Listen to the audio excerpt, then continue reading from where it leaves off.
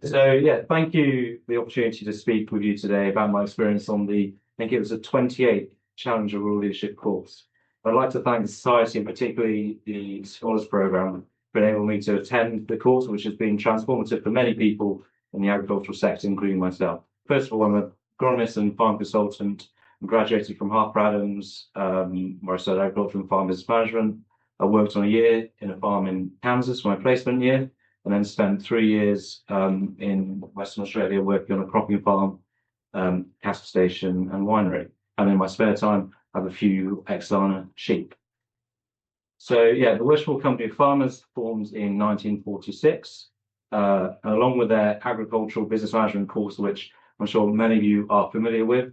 The Challenger Rural Leadership is the second of the company's 2 flagship courses. So it started in 1996 and takes place over 2 weeks at Darskington Hall, just outside Totnes in Devon. So the course is directed by Richard Scoff, the director of the Royal Business School, and he actually developed the course back in 1996 and still helps direct it. And then Robin Jackson, who's taken over, and he's also director of the Royal Business School. So over 2 weeks, you're given the opportunity to step back from your jobs and day-to-day lives and participate in a combination of classes, talks, and experiences that are designed to stretch you and take you out of your comfort zone. So week 1 starts with the case study, and this year it was based on Devon County Farm Estate, so council farms. So on Sunday night we arrived, and then we were told, right, we've got to come up with recommendations to address the challenges and opportunities facing the estate to enjoy a sustainable future. So as a group of complete strangers, we would then have to present our recommendations to the chairman of the farm's estate committee, the managing agent, and the finance director on the Friday. So only a 5-day turnaround.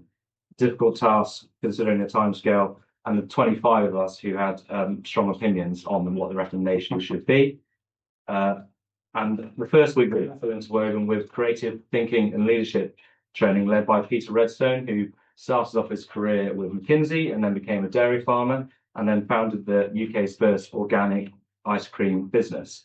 So after we had that training, the first day on the Monday, we visited 2 council farms and learning about the 10,000-acre estate. We visited Pete and Lindsay on their 7-year starter farm, and then we visited Progression Farm, Oliver, with his 200-head dairy unit, really entrepreneurial tenants, really interesting, and had a really good passion for the industry. So I know a lot of you probably know that a lot of councils have sold their farms over the past 20, 30 years.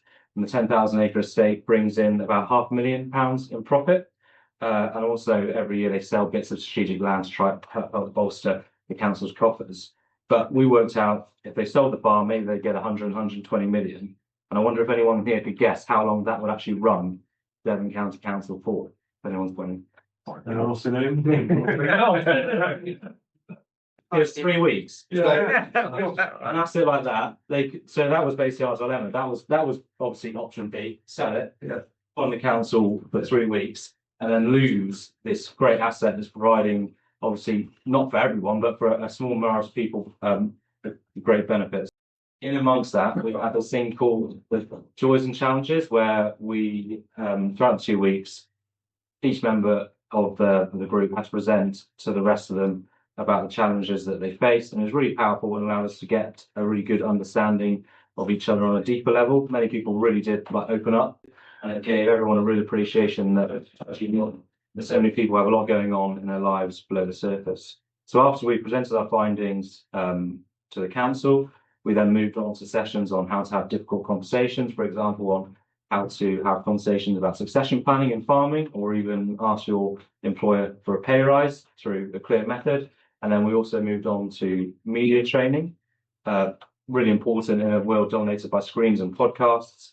It was really interesting. We had a guy called Jeff Welsh, who previously worked on Match of the Day and was a regional reporter. And it was really interesting where he filmed us and then gave us training, and then we could learn by doing. And it was amazing the difference between how sometimes you feel natural, but you don't look natural on camera. And then you can look natural on camera, but it feels completely unnatural. So learning that was really interesting. And then on top of that, we had a really stellar lineup of guest speakers.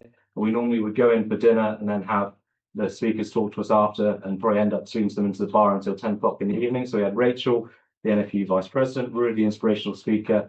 She told us about a farm in Yorkshire and how she got to NFU vice president. Mary Quick, 14th generation cheesemaker, and also still occasionally surfs on the side as well. And then we had Guy Singh Watson, founder of Riverford. I think they've just got a farm up the road here, not far, but yeah, really knows how to sell a product and idea. Tim May from Kingclear Estate, and then CEO of Mole Valley, Jack Cordery, and George Eustace. And actually, that was really interesting because now he's not an MP and Secretary of State. He's kind of lifted up the curtain. He can speak really candidly. And actually, it was really interesting to know how much power some of the civil servants actually have, more than the ministers.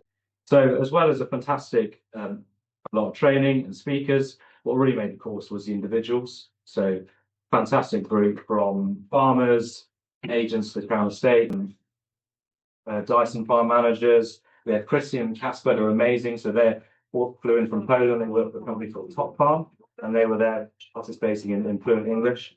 And then we also had an agricultural journalist and some people from the NFU as well.